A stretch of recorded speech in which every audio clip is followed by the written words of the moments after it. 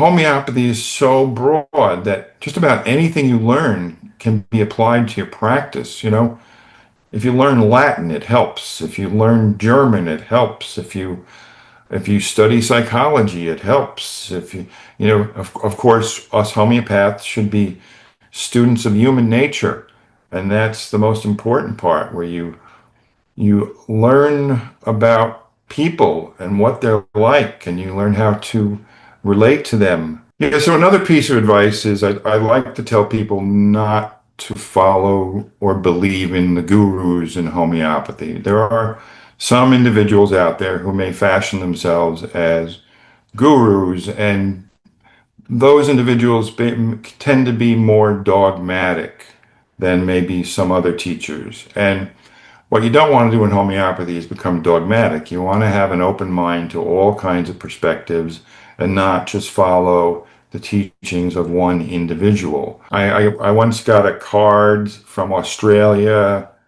telling me that there was a group there of farmers, and they said they get together to watch my videos, and they were thanking me, and that was really nice.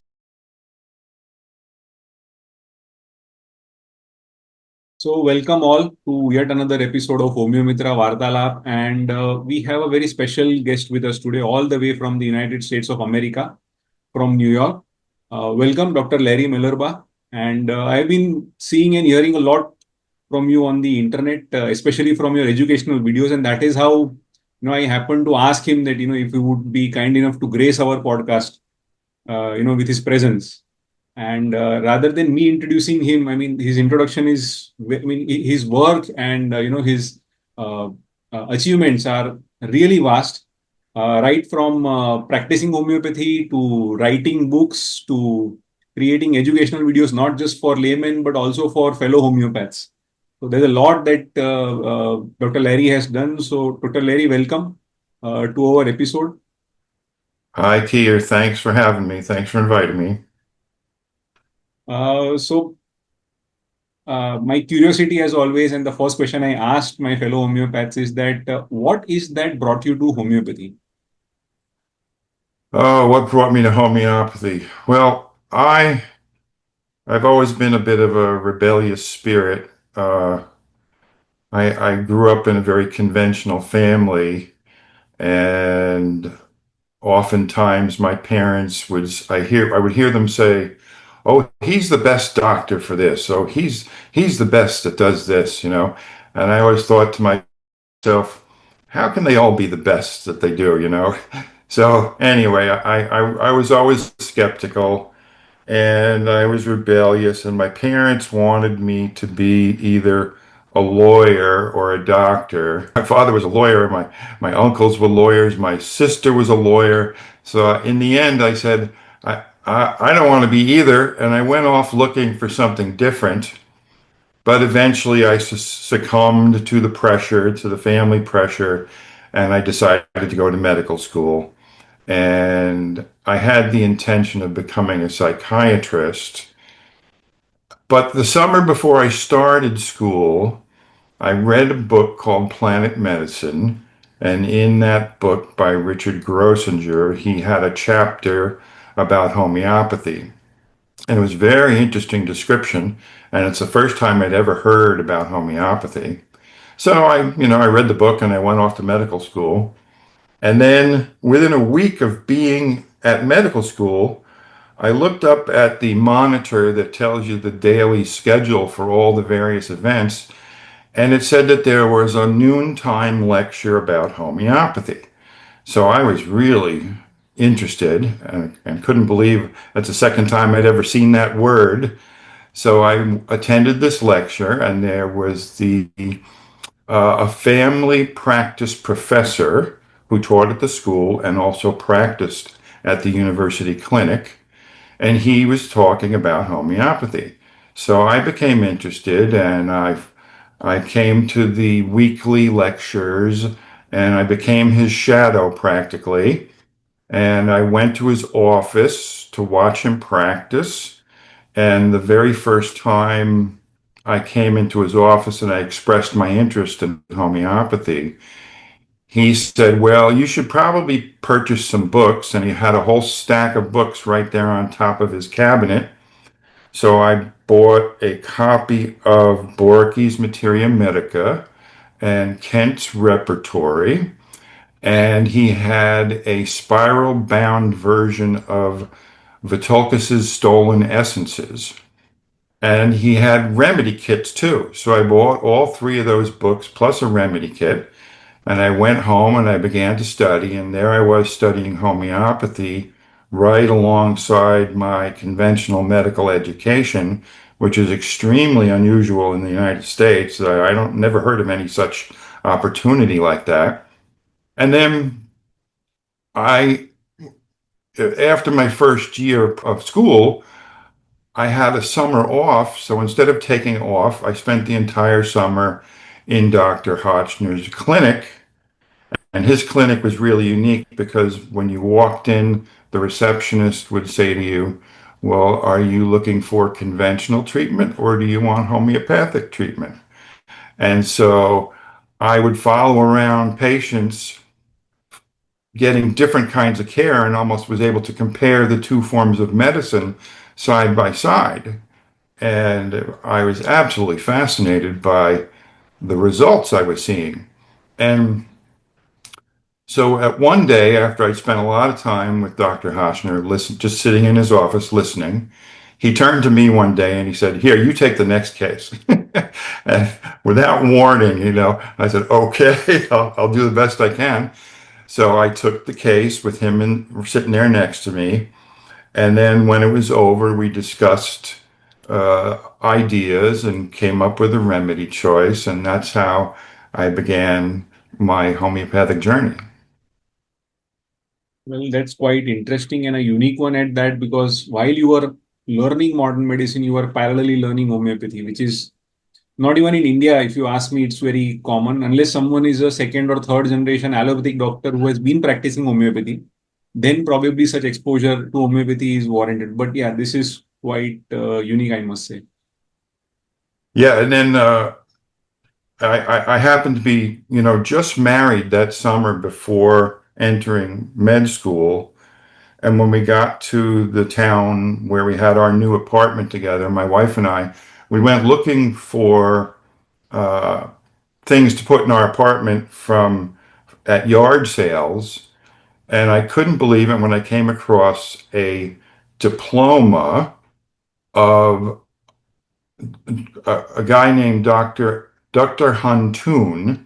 It was a medical diploma from 1898 from the University of Iowa Homeopathic Medical School. And I was going to medical school in Iowa. And I didn't even know there was such a thing in such a history. And I was amazed and I almost didn't buy it, because it was all new to me. But I said, "Oh, I may as well get this." And it says in Latin, it says right across the top, Universitatis Iowensis, and then under that it says Similibus Similius Curantur, right on the diploma. And it was, now I have it sitting in my office, hanging on the wall, and I'm proud of that thing that I found many years ago. And I must say, America has a rich history of homeopathy. I think one of the oldest schools of homeopathy were there in America. From whatever little I know, I can recall from the history of homeopathy is that it thrived for a very long period of time in USA. Yep, there's a lot of history here in the US. Most of it has been wiped out from the records. You don't even know about it unless you go digging for it. No one talks about it, but it was here and it was very prominent. There were 22 medical schools, 22 homeopathic medical schools, and hundreds of hospitals and hundreds of practitioners. But then they all eventually converted back to conventional medicine, and the history of homeopathy kind of got squashed out. So I'm about to go to the next question about the kind of education and schooling that you had in homeopathy. But I have a small question before that. Uh, where do you think is homeopathy currently in the USA in terms of its penetration into the society and its regulation by the government or acceptance by the government? Well, in terms of physicians, MDs doing homeopathy, there's very few. And it's very hard to get conventional doctors to be interested in homeopathy. In fact, there's probably a lot of resistance to it. But there's a very strong contingent of non-physician homeopaths out there practicing. And there are a number of schools that are, not in medical schools. So it's growing, but it's not growing amongst the medical profession. And it's just there's so much resistance based on, I do think pharma has undermined homeopathy, and but there is some hope now with Robert F. Kennedy being appointed to his position, and I know he's sympathetic to homeopathy. I haven't seen anything that he's done yet specifically for homeopathy, but we're hoping it's coming. We're hoping that they will try to, uh, deregulate homeopathy in the sense that they want to regulate homeopathy like it's pharmaceutical drugs, which would make it very difficult for remedies to exist and very expensive for any new remedies, and it might even eliminate some other remedies. So hopefully, wishing that Kennedy is going to change things for the better, but time will tell. We'll see. Even before Kennedy, we've been treading along. I've been practicing for more than 30 years without any trouble. There are isolated physician homeopaths who practice, and nobody's really ever gotten any trouble. But the feeling is at any moment they could just turn and make it difficult for us. So hopefully that's not going to happen. I really wish, and I have spoken with European homeopaths, American, Canadian homeopaths, and I really wish that there will be a day that, like how we have homeopathy doctors in India, you would also have the same kind of level of education and the level of penetration that homeopathy deserves, and more than that, people deserve the kind of benefit that homeopathy would give them. I really wish it is regulated in that sense that not just people, but even the government will support it someday. Yeah, I even had a few chances. They used to invite me to the local medical school, the conventional medical school, to give a brief, hour-long talk on homeopathy. And, most people had no idea what I was talking about. They'd never heard about it before. And the students were somewhat receptive, but over the years I kept doing it. I kept getting more and more skeptical questions, and it seemed like the atmosphere grew less tolerant. But I haven't spoken at the school in recent years, so I don't know what it would be like now. While you were learning homeopathy formally, Yes. uh, how do you think, or let me put it this way, the way in which you were taught homeopathy, the way in which you were taught to think about homeopathic education, about case taking in totality, what of Yes. that you feel was, that helped you? Was there a pattern to it, or, there was a certain type of teacher, certain type of teaching that helped you? Yeah, well, certainly the education I got at the medical school with Dr. Hotchner was by far the best, simply because it involved direct contact with patients and real experience and follow-ups and long-term follow-ups. And so that was a lot different than just sitting in a classroom and listening to lectures, which, that's useful too. But and then having him hand it to me and say, "Go ahead, you treat the patients," and that was the best way to do it. There was one point I was at medical school where my confidence was growing in what I was doing, and I had a fellow medical student approach me and say, "Would you be willing to help me?" So I sat down and took his case.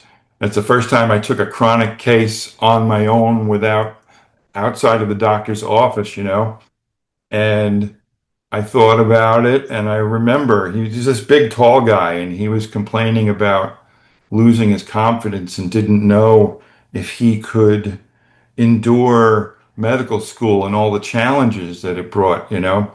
So I came down to a choice of between lycopodium and silica, and I gave him silica.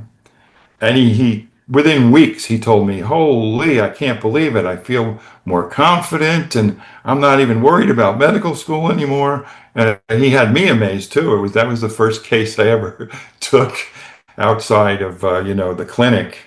Uh, but that was the best way to learn, just seeing it work. And I remember the first time I sat in the doctor's office, the first patient that I saw, it was the daughter of a faculty member came in, a young girl, and her entire arm had swollen up from a bee sting.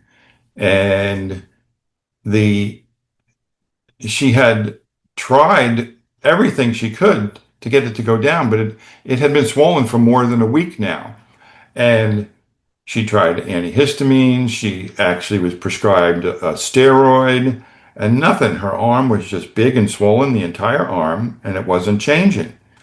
And Dr. Hofner just said, "Here, take a few doses of Apis."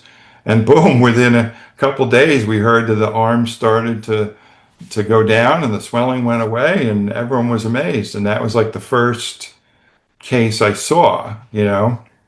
Uh, and then, there are other teachers, like I took classes. I went to the New England School of Homeopathy with Paul Hershkew and Amy Rothenberg. And I had classes with Vasily Gagas and George Vitolkis, the Greek homeopaths, and Sheila Creasy from England, and Jeremy Scher. And they all had interesting perspectives and lots of great stuff to teach. But nothing beats seeing patients right in the clinic and learning with direct experience, because to me, homeopathy is a medicine of experience. True, true. I agree, and I can reflect back to my own training. While you say that without seeing a patient, it is practically very difficult to learn homeopathy. So, going to my next question is that what is the kind of practice that you have been having since many years in New York? What are the kind of patients that you have been seeing? Whether there are common health challenges which you are seeing in the community, whether they have changed over a period of time? If you could just share your experience with us. Sure. I know there's a very strong contrast between when I was in medical school, that was in Iowa, and the patients that came to see us oftentimes were farmers and people who'd been living very simple lives and working hard and, nothing complicated. And many of those people just needed simple, straightforward constitutional remedies.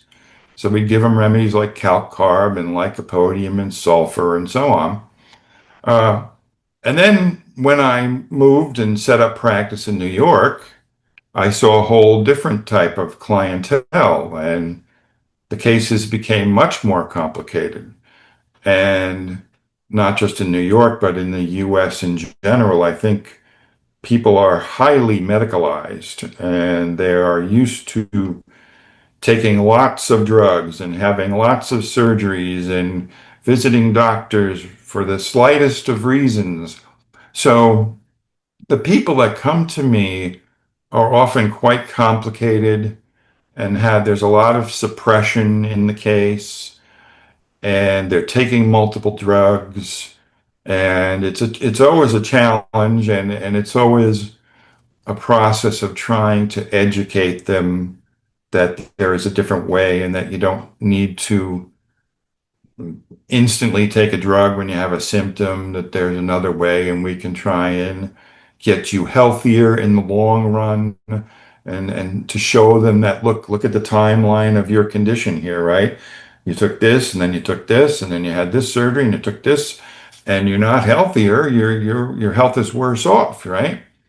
And so those are a lot of the cases that I have, and a lot of them involve mental emotional pathology too. There's a lot of people with psychiatric conditions and mental emotional issues. But the amazing thing is, it doesn't seem to stop the remedies from working. I often use remedies with people who are taking drugs and they work anyway. It makes it harder to treat in the long run, and you have to get them to slowly taper off their drugs as they show signs of improvement.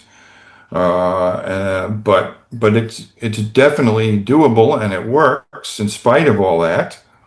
Uh, so the kind of cases that I like the most are young adults, who are innocent and fresh and open-minded, and the things I have to say to them, you can tell that they're listening and that they're going to absorb it, and they may actually take it to heart, and that the remedy may actually change their life in such a way that it'll keep them healthy going forward. And so I really enjoy treating young adults because you get to make a difference in their lives.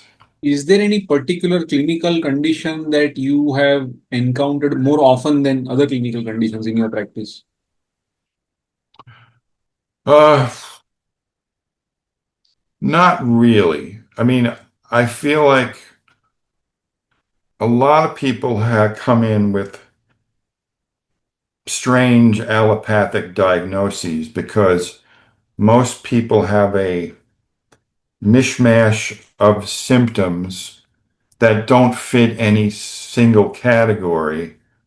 So they're often, chronic fatigue or irritable bowel syndrome or just anxiety disorder or something like that.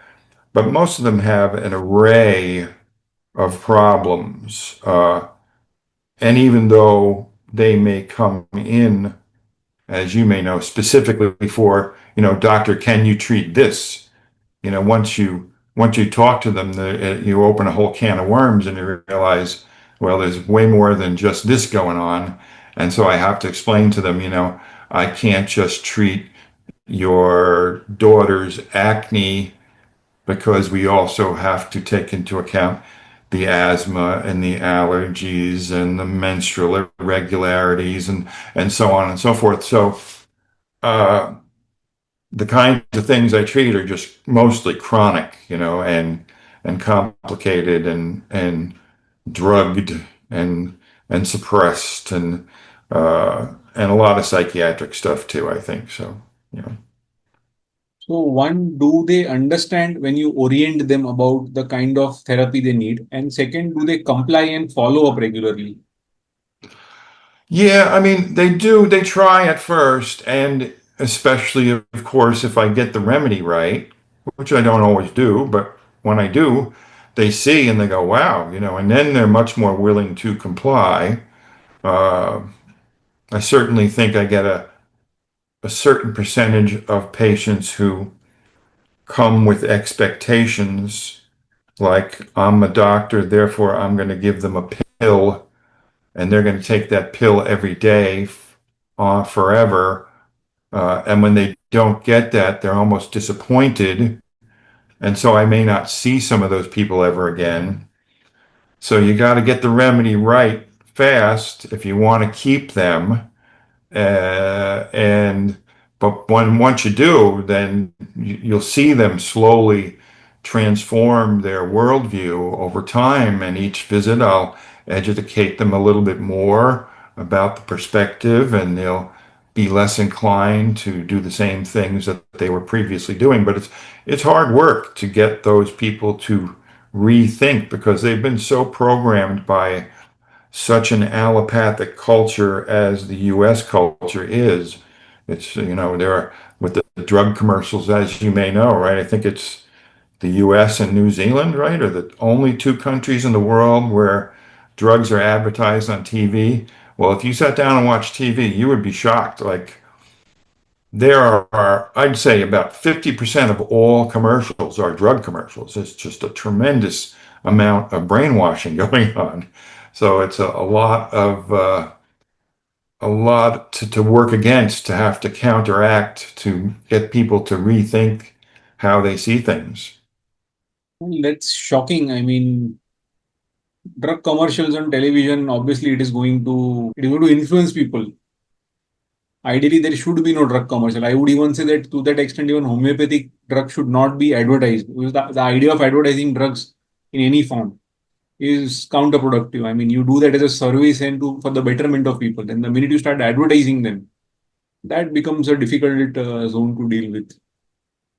Sure. And I'm not anti-drug, anti-medicine. I mean, to me, there are definitely situations where people need an allopathic drug or a surgery or a visit to the emergency room or a diagnostic test, and those are all necessary at certain moments. But if people are going to get well in the long run, they need to do something other than take a drug every day or take in the case of we make a joke around here that if you're seeing a person in his 40s, he's taken four drugs. And if you see a person in his 50s, he's taken five drugs. And a person in their 70s are taking seven drugs. And that's almost true. It's just it almost increases with age. And you see these poor people who are taking so many drugs and having so many side effects and interactions, and they don't even realize it, and they're just trying to do what the doctor tells them to do, and they don't know any better. So there's a lot of undoing that we need to do to make the population healthier. True, true.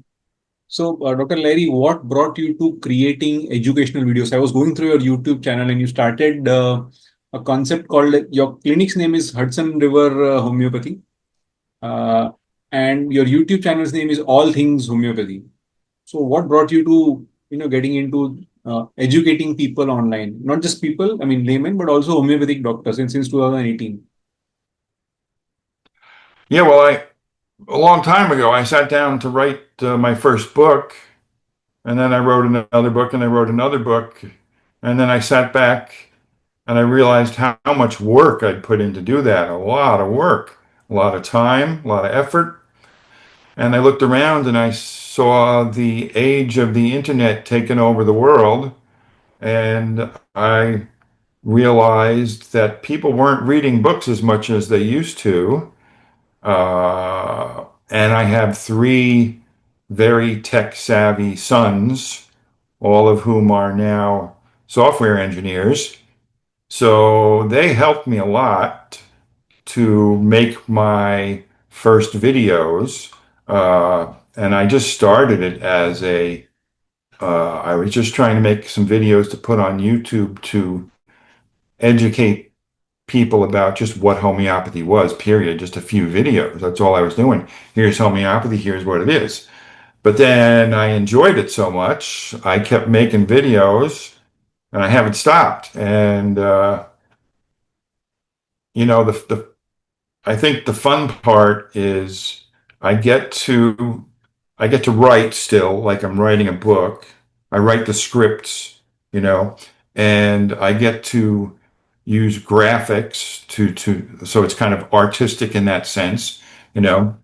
Uh, and I get to use technologies that my kids tell me about, and it gets overwhelming sometimes because there's just so much technology and you just can't keep up with it all.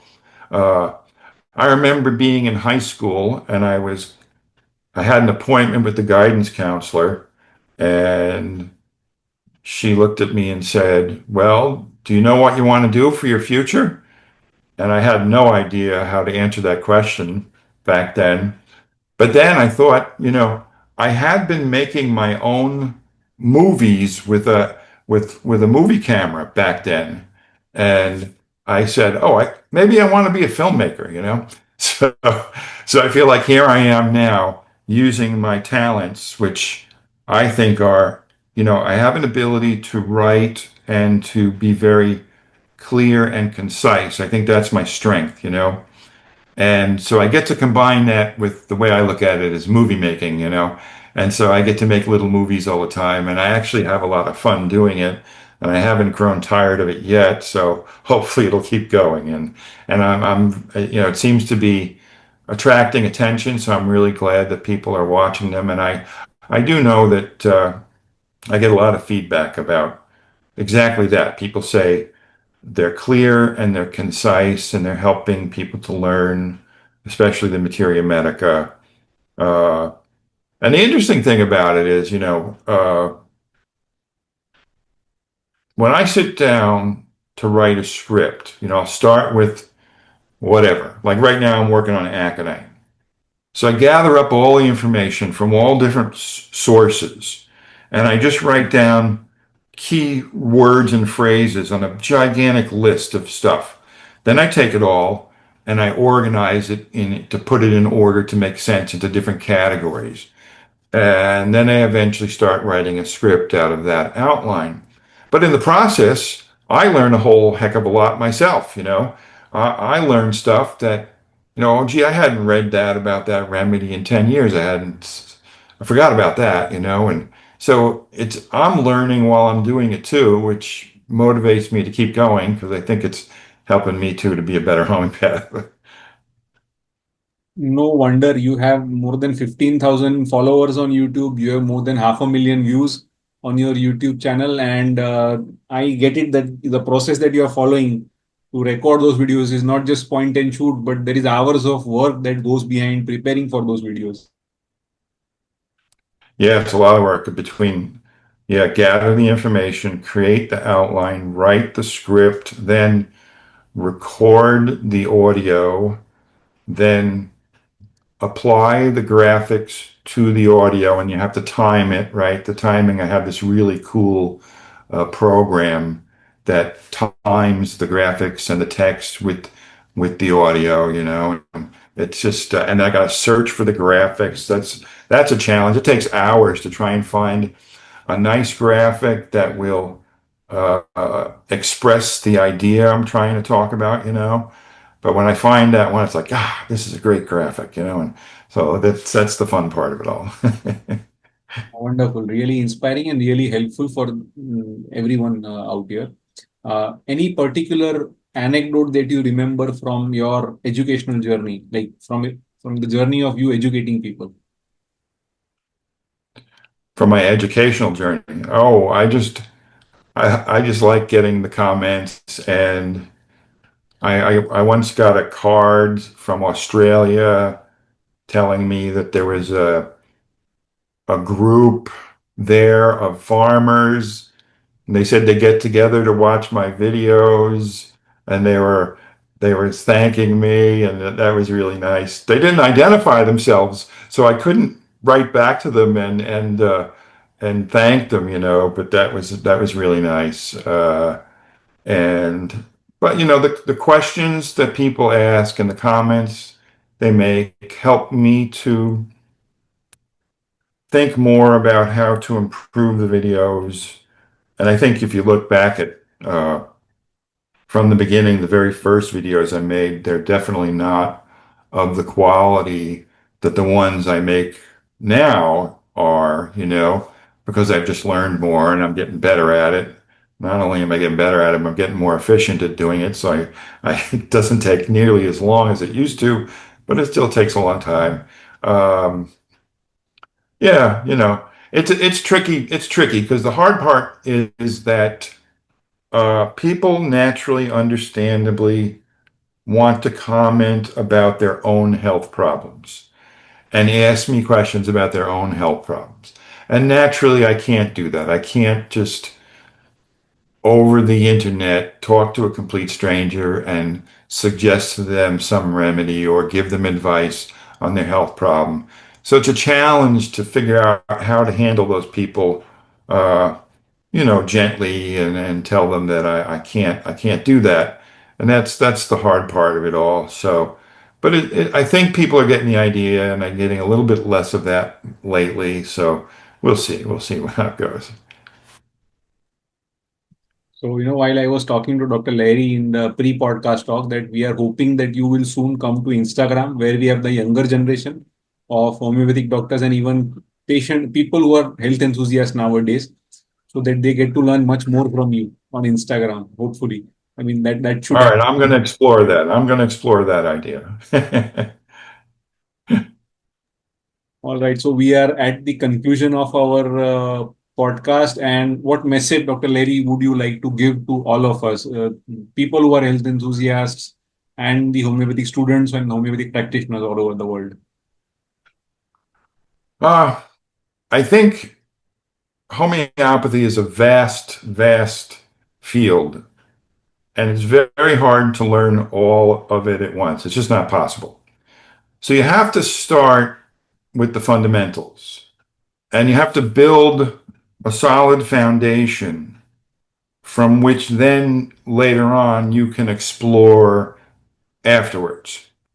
So you don't start with the most esoteric teachers and topics. You start with the fundamental classical basics of, of taking a whole case and prescribing one remedy at a time and waiting and reevaluating and all that kind of stuff.